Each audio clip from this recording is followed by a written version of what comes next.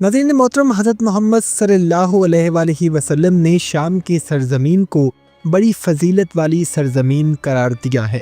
अहादीस में शाम को अर्ज़ मुबारका यानी बाबरकत ज़मीन कहा गया है।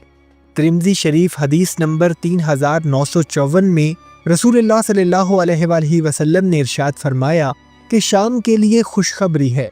सहाबा कराम ने अर्ज़ किया, या रसूलुल्लाह सल्लल्लाहु अलैहि वसल्लम वो क्यों? आप सल्लल्लाहु अलैहि वसल्लम ने फरमाया, अल्लाह ताला के फरिश्ते शाम पर अपने परों को फैलाए हुए हैं।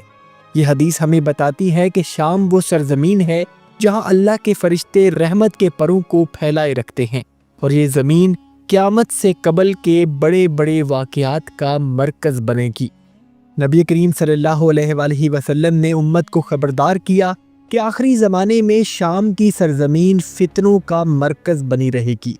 वहाँ कत्ल व गारत, जुल्म व सितम और खून रेज़ी का ऐसा तूफ़ान उठेगा जो क़यामत की बड़ी निशानियों में से एक होगा।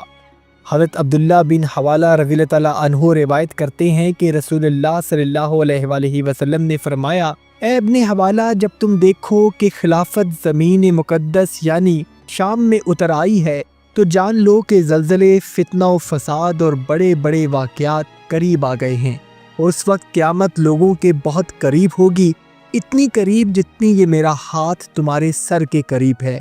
क़यामत से पहले एक बड़ी जंग जिसे मुल्हिमतुल कुबरा कहा जाता है शाम की सरजमीन पर होगी।